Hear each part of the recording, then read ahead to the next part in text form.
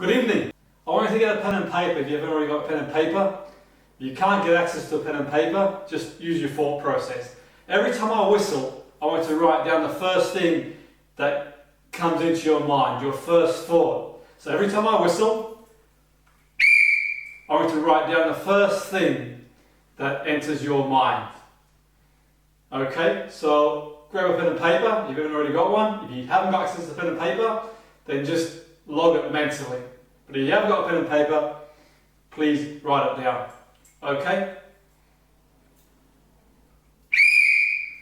Now write down the first thought that came into your mind. Now if you don't mind, close your eyes. Just close your eyes and really relax. And every 30 seconds or so, I'm going to blow the whistle. And I want you to write down the first thing that comes into your mind, the first thing that enters your mind.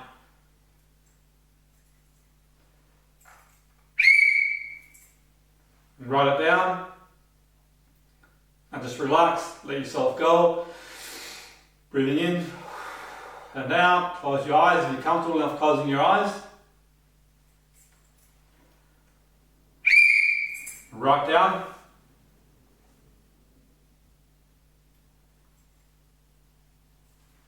Once again. Okay. The significance of the exercise I'll talk about later on in the seminar. However, for now, just hold that thought, metaphorically speaking. On average, we have, they say, approximately 60,000 thoughts every day. Now, the thoughts you had yesterday, or most people had yesterday, they will have had today, and the chances are, unless we do something different, we'll have the same thoughts again tomorrow. And that's quite significant when you think about it, because generally speaking, we're at our most impressionable, or imprint phase, as they call it, between 0 and 7. And many people live out of that framework.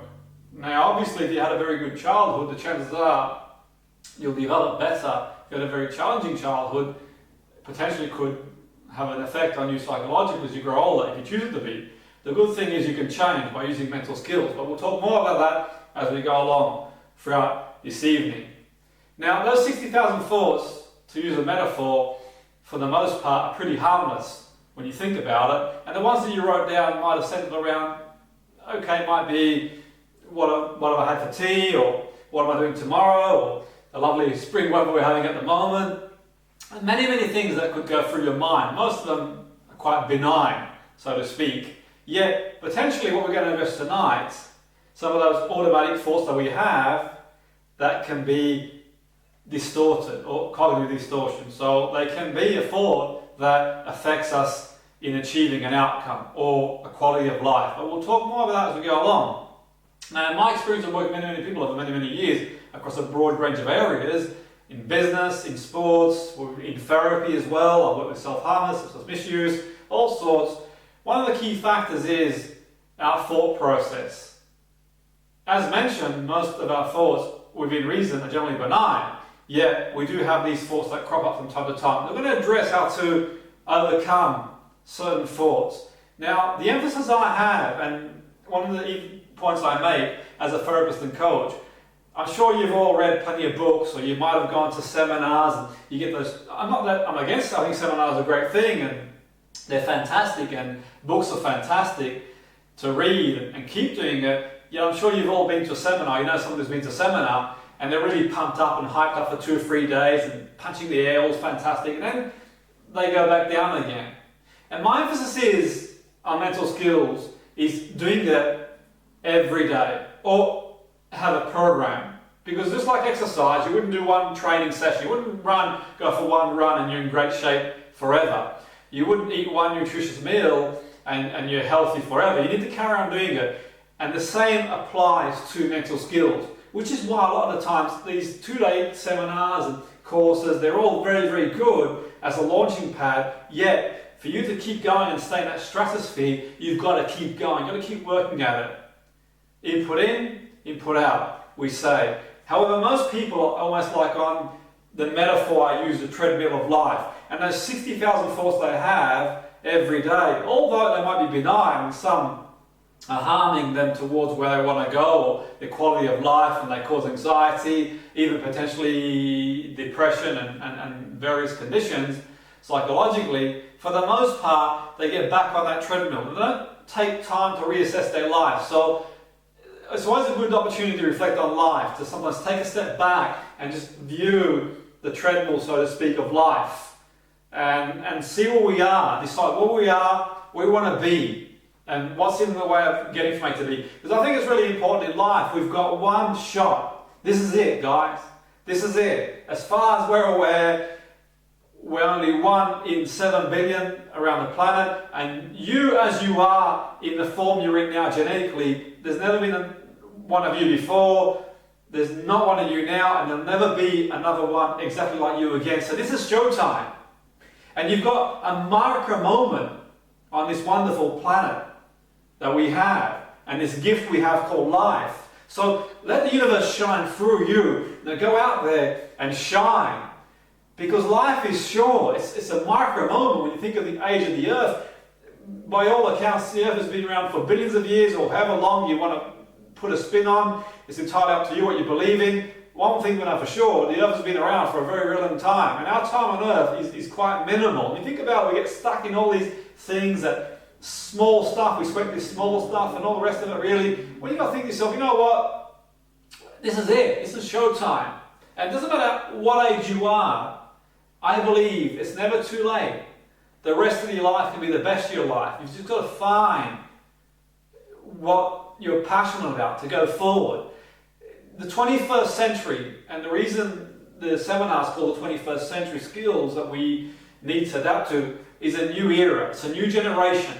Last century was very, what we call metaphorically, left-brain logical sequence. You go to school, at school you learn a certain way. When you graduate from school, you either go to uni, get a trade, and you'd be in that job. The likelihood is for many, many years to come. And that would be you, your profession. This day and age, that's gone. And we aren't going to go back to that again.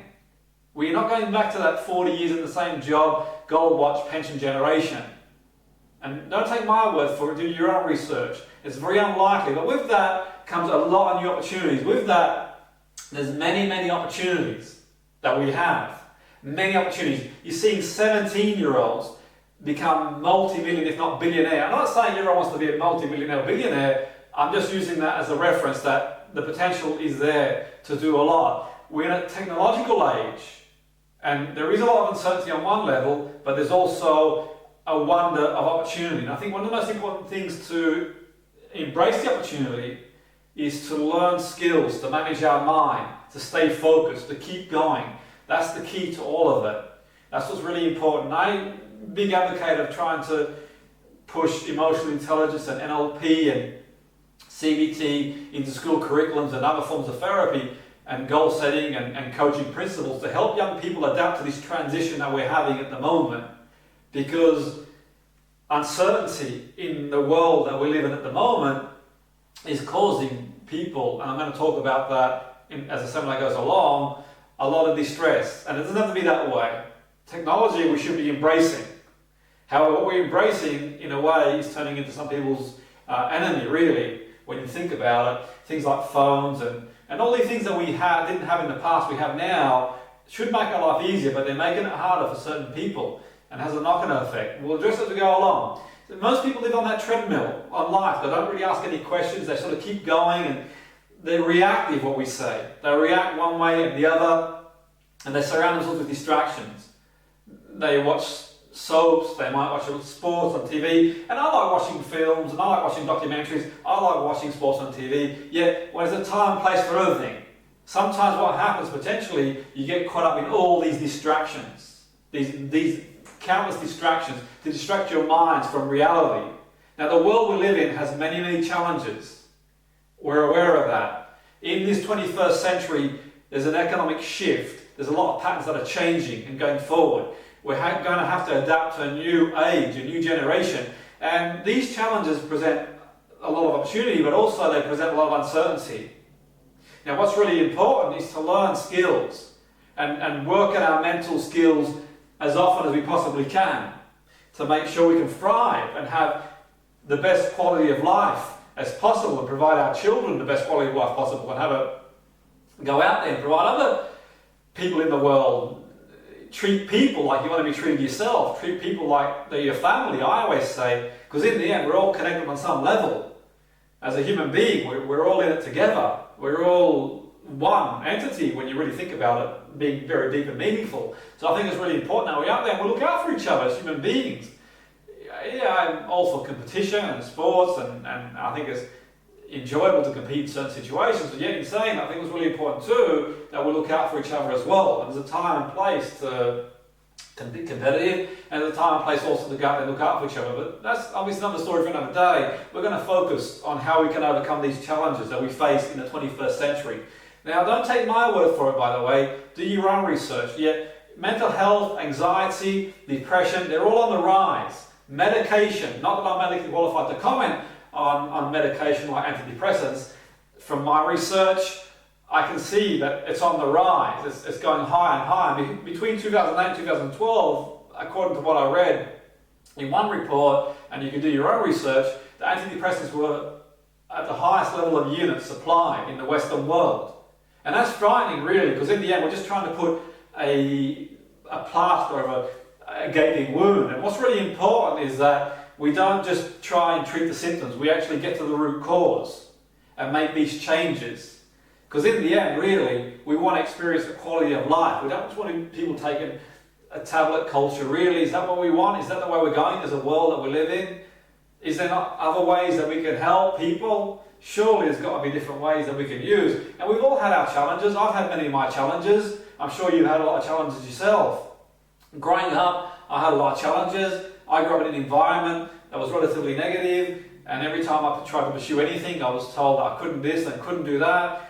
My family, we had many, many challenges. I grew up in an environment where we were bordering poverty, bordering homelessness, really. It was survival. My dad got injured at work when I was very, very young, 14, 15. My mum wasn't very well. Nobody worked for any sustained period of time, and in between my schooling I had to work in factory and try and make some money to support myself, and it was quite challenging. Added to that, it was quite challenging too because my parents migrated to Australia. They were Southern Italian, and they endured that day and age a lot of racism. A lot's changed since then, yet in saying that when they migrated to Australia it was still what they called a white Australia policy, and my dad, notably, was relatively dark, Southern Italian, and I believe that a lot of his frustration and their loneliness and isolation, they took it on me, and I think that had a big effect on me. But I didn't realise till I was about 16, 17 years of age that they just did the best they could with what they knew. But it was tough. You know, a day for me was quite challenging. I'd get up and walk 3 or 4 miles to school. You might think, what's the big deal? Well, when you've got shoe sizes that are two sizes too small for you, and you're going to school for no breakfast, and on the odd occasion you've got lunch, and when you do bring in lunch, the school bully comes up and knocks out your hand because there's some foreign food, as they used to say, which they sell in the city these days for top dollar, as they say. It's quite ironic, really. Yeah, in saying that's quite challenging. I went through times in my own life where if I didn't find sport was my saviour. I was relatively talented at sport, and I pursued that. And it took about 16 years before I actually had one piece of praise. And the person who praised me was this sports coach. I got to my wit's end, really.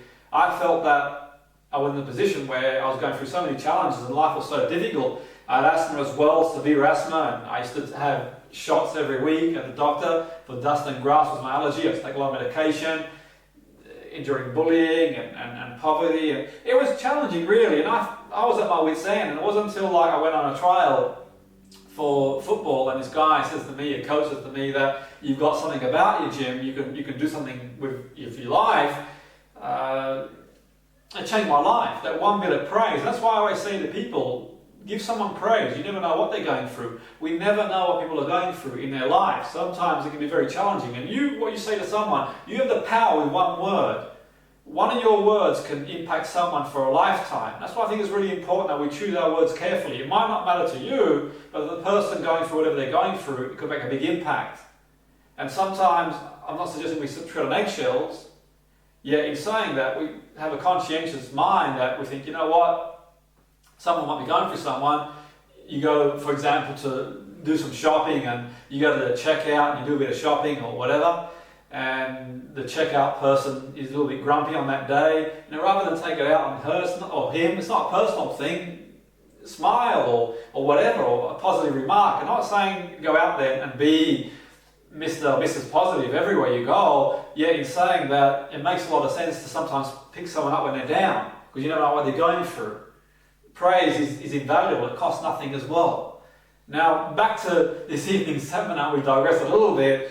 I was reading a magazine in America a few months ago when I was out there working, that 85% of people that are working in jobs there aren't happy. Now, I know these things you write into what you will, yet in saying that, I'm sure we can all relate to that. I'm sure you've been in jobs yourself, you're not in a job at the moment, you know people who aren't happy in their job. And when you think about it, most of your waking life is in a job. If you calculate the hours from when you're 20 through to however long you're going to work for, you probably spend the highest proportion of hours in work.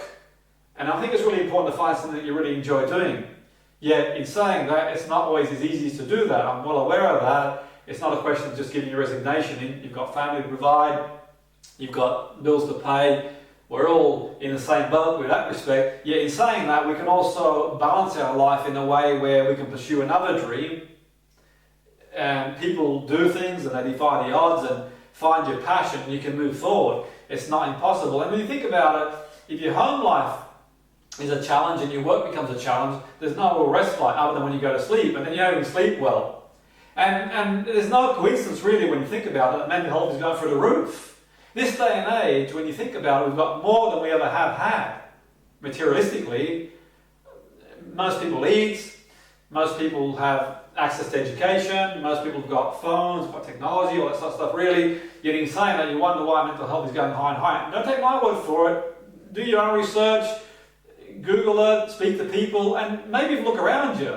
I'm sure all of us have got someone, if not in our family, in our close circle of friends, that is suffering from some sort of condition like anxiety or depression or whatever it might be. And I'm not suggesting that all that is related to our lifestyle and our thought process. I'm sure potentially there are some chemical imbalances, nature, nurture that go with that. But what I'm saying is that I'm sure we can help people as well by doing other things. And one of my missions in life is to go out and help people. One of the reasons why I decided a few years ago now to walk away from full-time professional football as a performance coach and pursue the dream I'm doing now was to make an impact in life. I decided I didn't want to live for 7 years, I want to live for 1 billion years, metaphorically speaking. I wanted to go out there and not be in lights, so to speak, just make an impact, a quiet impact, whichever way I could do that. And one of the ways I wanted to make an impact is to help young people, because what I went through in life was quite challenging. I didn't want anyone my age to go through what I went through, because it's not nice.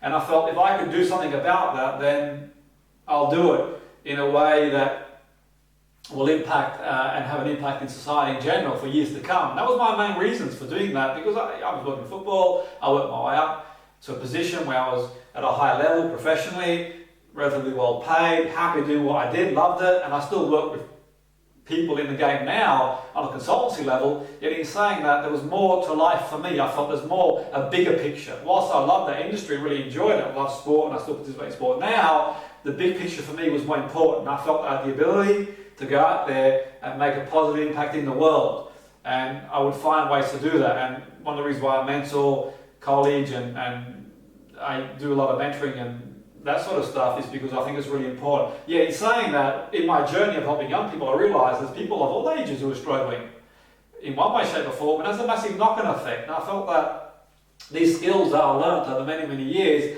a lot of them primarily to help myself, first of all, because I had a lot of my own issues that I had to overcome. And it's ironic, really, when I first started my journey, I was almost embarrassed to do what I did, because I felt that I had so many things that I had overcome myself in my own childhood, in my early adulthood. I felt that I'm the right person to speak, but then I realised I'm the right person to speak, because I wore the t-shirt. I can go pound for pound with anybody, but I don't want to do that in terms of what I went through the course of my life. But I'm not going to talk about myself this evening. I'm going to focus on the seminar, and what I want to do is the analogy I want to use, and the analogy I use is to thrive in this century, I think it's really important to be able to manage our mind. Now, I want you to think this for one moment. If I get this piece of paper, this is a piece of paper, okay? And if I rip it once, it's okay, isn't it? If I rip it twice, 3 times, 4 times, 5 times, 6 times, if I keep ripping it, what do I get in the end? If I keep ripping, what do I get? I get a mess. Absolute mess. So all I'm suggesting is that no one goes to sleep one night and wakes up unless it's a significant emotional event and they suffer from any severe anxiety, depression or overwhelm. It's bit by bit, chipping away at it. Literally, in some respects, from the moment you're born, really, when you think about it, and you go to school, and you go to school and you want to choose a career that you're passionate about, and you've got to learn in a way that's not really even enjoyable. Learning should be made enjoyable, I really believe, to the extent that stimulating. You should be able to pursue the things that you love to do, rather than sit in a classroom doing things that you don't even enjoy doing and can't relate to and aren't fun or stimulating. But that's another story for another day. But over time, bit by bit, you get into the corporate world and you've got pressure, you've got deadlines, you've got this, you've got that, you've got pressure to pay bills, you've got family pressure, you've got a lot of things out there. So it's idealistic to think that a bit of motivation is going to get you over the line. You've got to have some concrete skills, because then you end up with a mess, like happens to a lot of people. And don't think for a moment it comes to you, me or anybody. We're all in the same boat. There's no one immune to the pressures of life.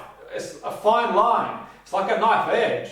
One event can literally tip the balance one way or the other. And having been there myself and hit rock bottom myself, to the point where it had a massive impact on me psychologically many, many years ago, and I just about ended up homeless with nothing at all from having a lot, I can tell you now, it's very, very challenging. And it's not easy. It's not a nice place to be. It's a horrible place to be. Because on top of that, it has a knock-on effect. And the support out there is quite frail in the world that we live in. We depend on people who are motivated and all the rest of it. Yet in saying that, I think it's really important that we have a wider support network for people who lose their way for one reason or the other. And it's quite challenging. Thankfully for me, I had skills to get my life back on track again. Yet in saying that, there were certain times that, having got myself to a position where I was quite successful and having lost it all, for reasons I won't go into this evening, it was quite challenging. And I felt at that point there, where do I go? So I used a lot of these skills I learned over many, many years to get myself back on track again, as you do, because it's a fine line. It doesn't matter who you are, anybody at any point. So I say don't take anything for granted.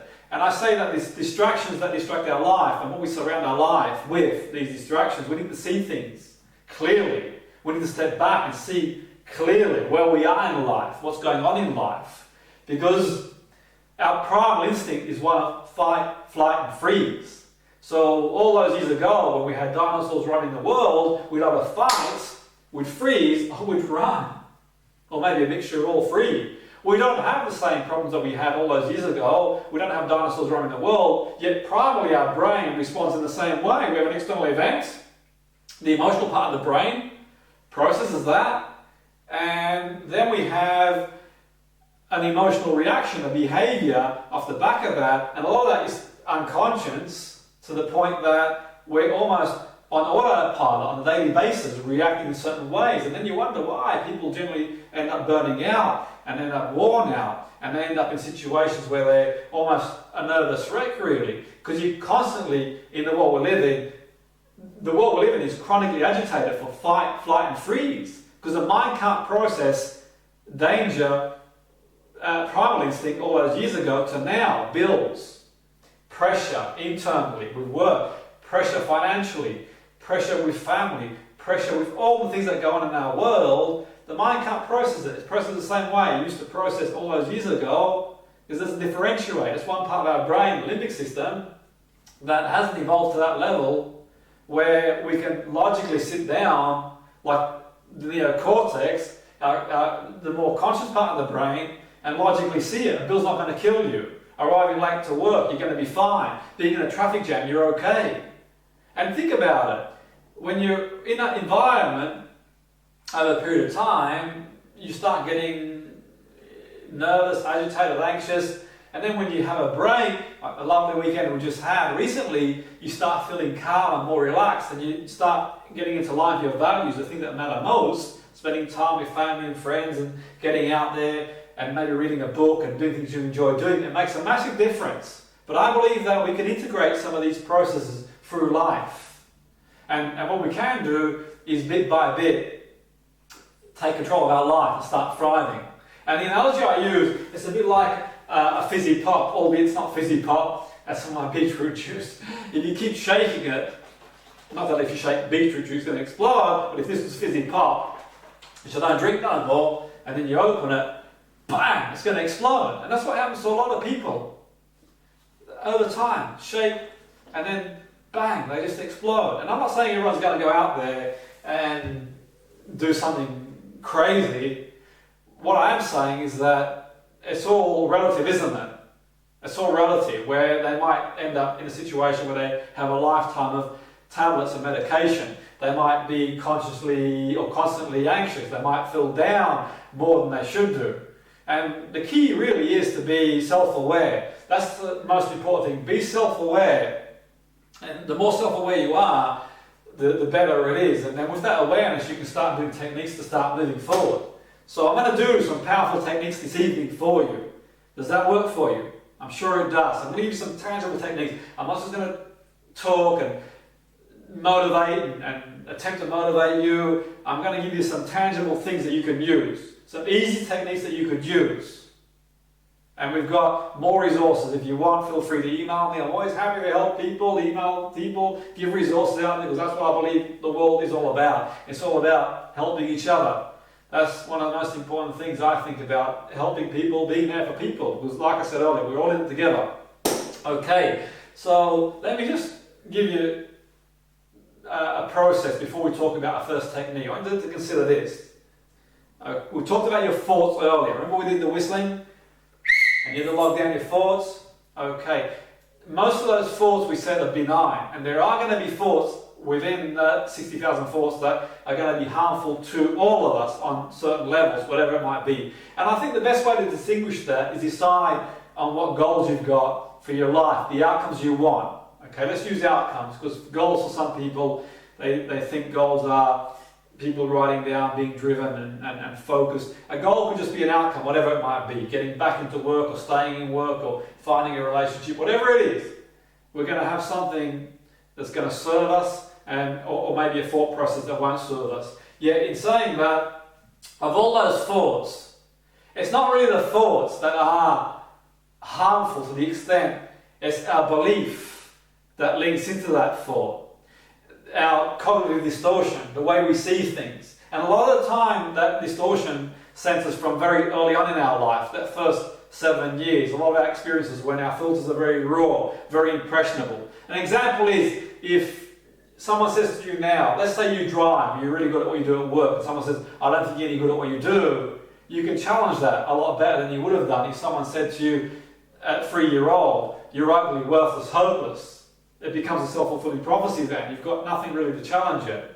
Now, I'm not going to go into that too much detail because of time, but I'll give you an idea how sometimes we can run what we call these belief patterns, these schemas, these associations that we have over the course of a lifetime, these distortions. If we don't stop every once in a while and examine our thoughts, they're going to run our life like weeds in the garden. They're going to cause havoc, really. They're going to impact our life on various levels. So we need to identify.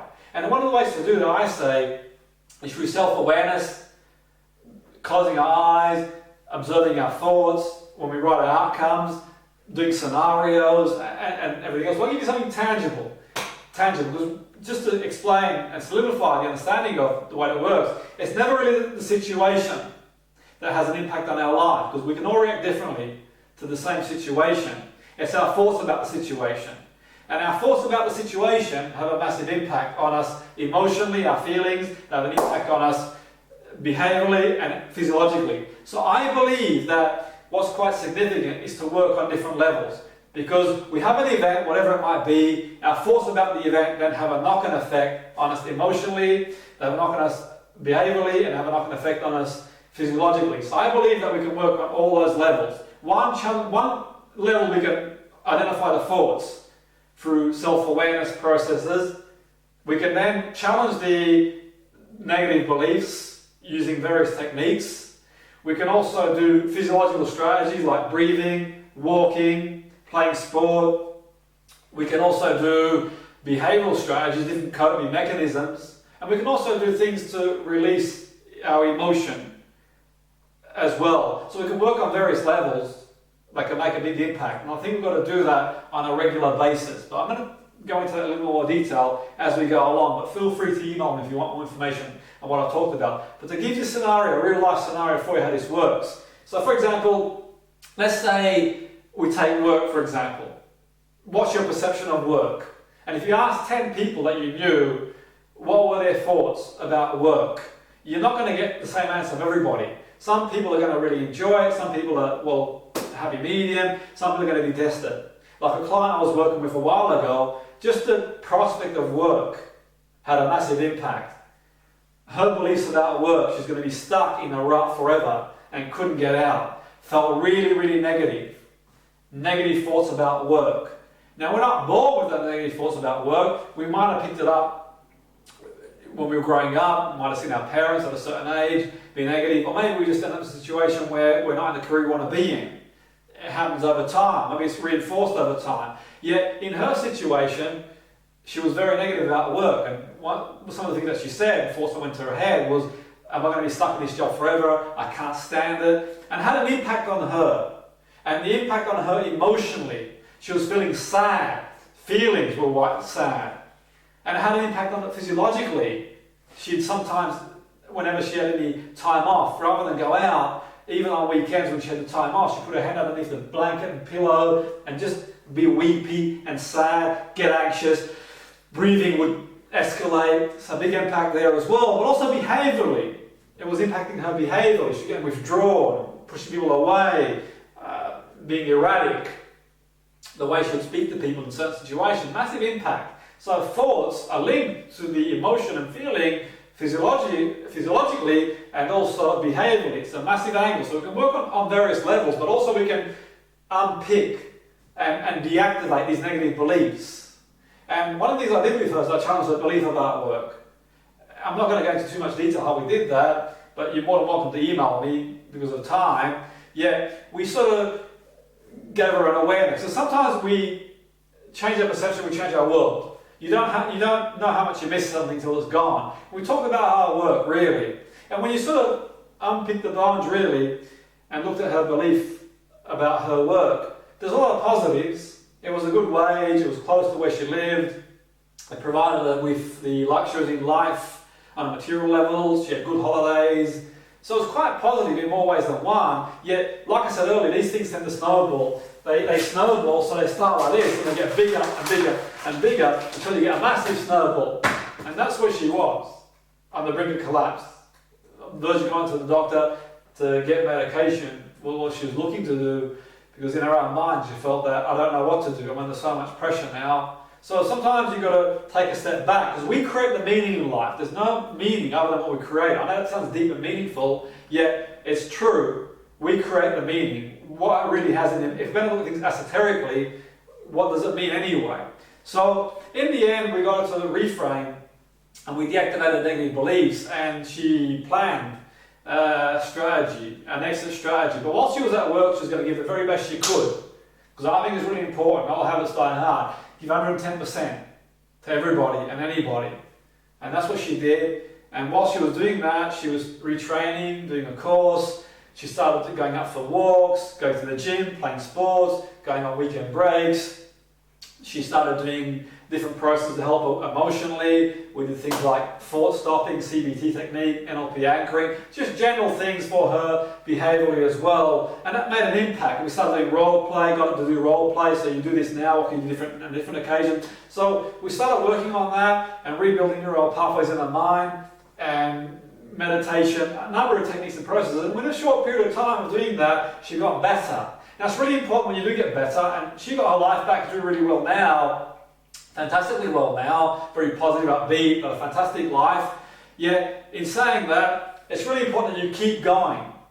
Just like food. You eat well for 3 months, and you stop, and you start eating junk, then you start going backwards again. I think it's really important when you're doing your psychological strategies, okay, It's not what you do 2 days or a day in a week or 2 weeks in a year. It's what you do the majority of the time. So I think 80-20 rule, find time to bring these techniques into your life.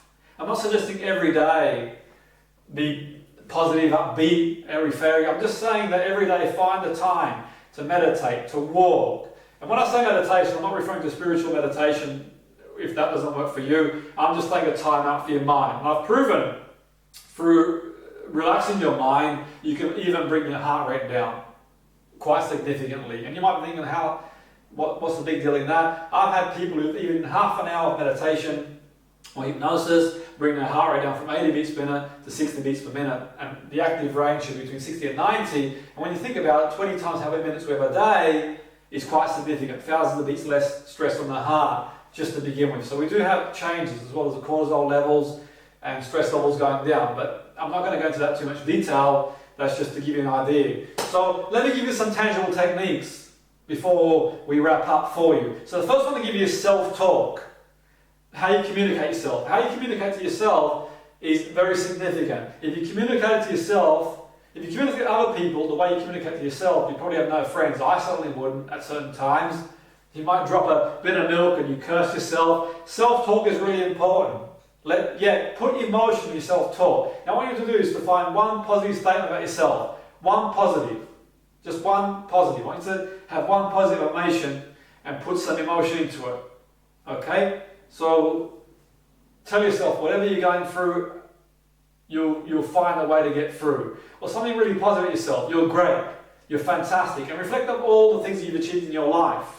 However significant or insignificant that might be in your own mind, you should put yourself, I'm not saying on a pedestal, but you should be proud of your achievements. Because too often we put other people, we're in awe of other people. I always say don't be in awe of other people, because there are things that you can do, other people can't do, and vice versa. So really congratulate yourself for doing the things you can do. So give us a positive affirmation, a really positive one. Tell yourself how great you are, and reflect on all the things you've achieved in your life, and put some emotion into it. Just punch the air. I'm great, I'm fantastic. Tell yourself that, because you are. You're a miracle. You're one in however many billion, and there'll never be one of you ever again. You've got things, and you've got qualities that no one else has. And your mind is equally as powerful as anybody else's mind out there if you put it and channel it in the right way. I'm sure there's many things you've achieved. You might be an amazing parent. You might have got through a degree. You might be great at your job. You might be all three. You might be all things rolled into one. Don't do yourself a disservice. Be proud of yourself. And tell yourself, I'm fantastic. Put emotion into it. And whenever you can find a quiet period during the day, go out there and just punch the air. Say, I'm fantastic, I'm great. And put some emotion into it. So that's one technique I want to give you. Put some emotion into your affirmation. And do a physiological technique. Punch the air, clap your hand, do something like that. Come on, bring it on. Really, really put some emotion into it. The other thing I want to do as well too is record, rational and rewrite, I call it. Now we talked about your thoughts before when I blew to the whistle and you have to write it down. I want you to now to think about an outcome you want. So you might want to go into a relationship, you might want to start a new job, whatever outcome it might be. And I want you to observe and think of a negative belief you have about that situation. That negative belief, we can record it, rationalize it, and rewire it. Up until the 80s, they used to say that even the 60s, they started suggesting it, that the mind, up until 0 to 7, that was it. That was pretty much the child was father to the man. Yet they realised 60s and 80s neuroplasticity, you may have heard it before if you haven't, do your own research, that the brain can rewire itself. And some of the ways to rewire itself is by doing different things. The only reason I mentioned earlier before, the 60,000 thoughts you have every day, the ones you had yesterday will generally have today and might have tomorrow, you're not rewiring the brain by thinking the same thing every day. You've got to challenge yourself. That's why I think it's really important to take on a challenge every now and again, to step up and get more resilient. So what I want you to do now, in your own mind, is close your eyes, and think of an outcome you want to achieve, or even if there's not an outcome you want to achieve, think of a negative thought that you have in your own mind or a belief, and record it. whatever it might be. So it might be you're in a relationship and you believe that all women are whatever, or all men are whatever. It might be on a job and you think there's no jobs out there. Whatever it is, so you might want to start a business, you don't believe in yourself. Think of whatever it might be. And if you can't think of it now, you can watch the DVD again if you want and do the process. You think of the belief that's negative in your own mind and just record it. Then rationalize it. Rationalize it. So in the case of a relationship, if we've got a belief about the opposite sex being one way or the other, there's 3.5 billion people out there of the opposite gender. Is everyone like that? Surely not. Example is when I was working with a woman a few years ago, she wanted to get back into a relationship, and I said, what's holding you back? She had a really bad experience in a marriage. And I said, what are you doing about finding a relationship? And I'm not saying relationships are the be-all end-all for everybody, by the way. It's not a crime being on your own. Some people are happier on their own than they are with somebody else. So I'm not suggesting that's the be-all end-all. But she wanted a relationship. That was her outcome. And I said, what's stopping you? She said, well, I'm on dating sites, she says, and I go out and try and meet people. And in saying that, I get together with my friends every week and we've met a bastard's evening. So it's healed at the wound, isn't it? So as long as she's doing that, she's reinforcing that negative belief, that negative thought, whatever it might be in her mind. And I challenged her. I said, all men? Can you not think of at least one man? She goes, well, my dad, my brother. I said, really? Are they not bastards? She says, no, how do you speak about them like that? So we're creating a seed in our mind. I said, what about there's 3.5 billion men out there, approximately, not that I'm counting them all, and she had a realization that you can be judgmental based on our own limited experience. We can generalize and distort the world based on our own reality. And that our reality can be quite limiting at certain times. We've got to think the big picture. So we recorded, we rationalized it, and replaced the thought with a more positive one for her to go forward. The same could apply to work or business, whatever. Because we're our worst enemy. No one will put us down more, I believe, than we put ourselves down. I really do think that we're our worst enemy. Half the time we spend our life thinking that other people are thinking about us in one way, shape or form, when most people have got their own issues anyway. Just go out there and live and do the best you can. So record, rationalize, and rewire, I call it. And what am I rewiring? Find a technique to rewire the process. And there's a number of techniques you can use. I've only got time to share one this evening. Yeah, you can email me and I can do another DVD and do more techniques. But one of the most powerful techniques to do is to visualize a new behavioural pattern. Because all behaviour is learned. And if we can learn one behaviour, we can learn another. So the key is to learn and visualize. I don't mean airy-fairy visualization. The world's a great place and I can sit down and just meditate. People are going to drop a bag of money on their head. It doesn't quite work that way. We need to take action. When I say visualize process. Because a lot of times we visualize the outcome, the end result. We need to visualize the process of getting there. It's great having a goal. I'm a big believer in goals. I'm also a believer in working through a process to achieve the goal and putting the goal to one side. Like planting a seed, you water it, you nurture it, and then the seed grows into a tree or into a strong plant or whatever you've planted, really. And that's the key. Plant the seed in your mind. To visualize, the first thing you do is to write a script. So this visualization can be used for you to do sales calls. I talked about skills to survive and thrive into the 21st century. It might be a sales call, it could be an interview, it could be a presentation, it could be all of the above, it could be approaching someone to ask him out for a drink. It could be anything that you want to do, but you can write a script in your own mind, a process, and that's really important, that you write the script in the positive. And what I mean by that is what you want to happen, not what you don't want to happen. If I say don't think of a blue giraffe, what do you think of? Exactly. So, for example, it might be that your script is, I'm going to go into the interview confident, focused, determined, I'm going to answer the questions fluently, I'm going to have my back straight, my shoulders back, breathing in, just a general script. And then once you've got the script, you visualize yourself doing the process.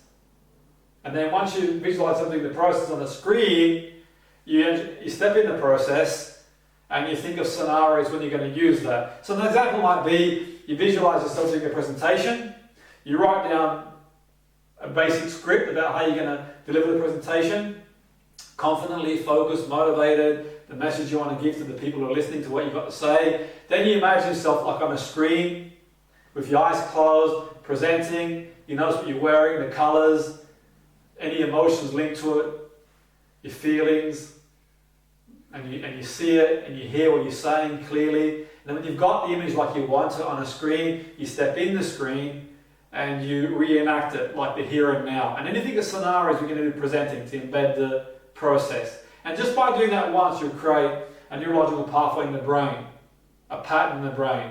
Just like when you first learned to drive. What was it like when you first learned to drive? First gear, second gear, third gear, a little bit of a challenge, no doubt. It would have been. Now you get in the car and it's subconscious competence. You drive, you go wherever you want. When you think about that, you get a new destination to drive tomorrow, you might be apprehensive. Yet in saying that, once you've been somewhere once, twice, 3 times, it becomes pretty easy and automatic because you're building pathway in the brain. The same applies with behaviour.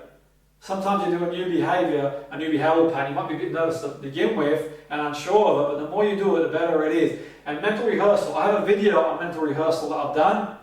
Email me, feel free to email me, I'm more than happy to send you the link, you can watch it. I've done mental rehearsal with some of the top athletes, business people, I've worked with people in therapy, anxiety, people who had self-harm issues, all sorts really. It's a very powerful process, very powerful process. I've got a full detailed video I did, it's on YouTube and Ustream. Email me, I'll even in with a script, and you can use it and you can really get your head around it all. Because there's a lot for you to take on board in a short space of time this evening, and time is limited this evening. We don't have all evening yet. I want to give you as much as I can in this time frame to take away and use for yourself, and if you're a coach, potentially help your clients as well. So you can email me, I can give you the visualization, mental rehearsal process. I have a script, I have a chapter in a book. I also have the Ustream and YouTube. You can watch it, you can follow it, learn it. Because like all things, the first time you hear it or learn it, it takes time to embed that. If you've done it before, it's reinforced learning. And I believe that's a very powerful way to record your thoughts, rationalize your thought, and replace it. But replace that process, that pattern, by imagery and mental rehearsal is really powerful. Really, really powerful stuff, because that's how we learn. We learn through mental rehearsal, we learn behavior through visualization, we learn through association to a certain extent, so it's pretty powerful stuff to do that. So just to reiterate, your self-talk, use self-talk, positive self-talk, put some emotion into it. And the other technique I mentioned this evening was to do meditation. If you're not spiritual, just put your head down for 10 minutes every day and relax and clear your mind. If you're struggling with your thoughts when you meditate and you can't quieten your mind down, it's okay. It's not going to always go to plan. I have times when I meditate and I struggle to switch my mind, and that's fine. It's not meant to switch off sometimes. The key is to get in the pattern and learn. And when I say meditation, it might be just being aware of your breathing, your heartbeat, just closing your eyes and really relaxing. Doing that regularly, as often as you can, once every day, if possible, if not a few times a week. It's quite useful to help us psychologically. Going for a walk, now the weather's beautiful, spring going into summer in the UK and Europe, or wherever you are in the world. I'm sure you can get up in the morning or whatever time frame and go for that half an hour walk, just to help release any cortisol in the system and just get oxygen to the blood flow. And it's really, really useful to walk also, and also stimulates the mind, chemicals in the mind like endorphins. It's quite useful too. That's another useful thing to do. So that's working on the physical level. Your breathing as well is quite useful. Breathing in and out, just regulate your breathing. That's quite useful to relax and calm down too. Using techniques, ones that you've learned. If you want more techniques, email me. It's quite useful to do that as well. And generally speaking, have a positive attitude in life as well. Just keep positive, keep focused on where you want to go. Set goals has been proven to create neural pathways in the brain as well. So it's all, pretty useful stuff that you could use. Feel free to email me. I've really enjoyed delivering the seminar tonight. So feel free to email me on info@excel with NLP.com anytime you want to cover anything that we've covered tonight, or if you want any resources or tips or tools to reinforce what we covered tonight. Remember, the rewiring process you can do using a number of techniques. Yeah, we mentioned using visualization as well. You can have a script for that. If you want that, and a separate DVD I've done for that. purely entirely on that process was quite useful, and that works on behavioural level as well, which is quite good. And I think ultimately in the end, you know, life is short. I mentioned earlier, you're 1 in 7 billion. There's never been a one in you. There'll never be another you in all the years to come. And I think it's really important to go out there and not to take life too seriously. Take ourselves seriously, not take life too seriously to the extent that we're only here for a very brief micro moment in the big scheme of things. And I think that sometimes it's great setting goals, being focused, being driven, but also live the moment. Take a time out, have 5 minutes where you just decompress, listen to a song and just relax and enjoy the moment. Because when you think about it, the past is the past. We can reflect, we can learn on the past. The future's not arrived. All we've got is the now. The only guarantee we've got is the here and now. So it's really important, you know, live the here and now. That's all we've got. And to affect tomorrow, what we do now is key. So sometimes our thought process, have a time out and just observe your thoughts and see what's going through your mind and just live the moment, because that's all we have in life. And in the end, we can worry about things that are not going to happen anyway. And I think that nothing worse than spending all your life worrying about things that aren't going to happen anyway, and in the end, give me strength to control the things I can and things I can't let go. I know it's a cliche and it's easier said than done. I say finding a way is key, and living by that philosophy is quite useful. So just to re-emphasize, the key process this evening is to identify negative thoughts and be aware whether they're impacting you in your life. Are they distorted thought that is a negative belief that's impacting you? And one way to do that is to observe your mind, think of scenarios where you want to change, think of situations where you're not getting the best out of yourself, and learn to record your thoughts, even if you've got like a thought diary, and you can sort of carry it around with you and just observe and write down thoughts that go through your mind and the impact those thoughts have on you, so you can at least identify certain triggers and stay away from triggers. If you can't stay away from the triggers, then start rewiring the thought process. So remember to record your thoughts as and when you can, rationalize them.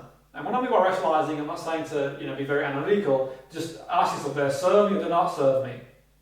If they're not serving you, then put them in the bin. If they're serving you, then do more of it, reinforce it. And if a thought's not serving you, when I say record, you record the thought. If the thought's not serving you, then scrumple it up and throw it in the bin. Get rid of it. Challenge it. Ask yourself, is it real? One of the processes I ask myself when I record a thought that's not serving me anymore is ask myself, where did I learn this thought from?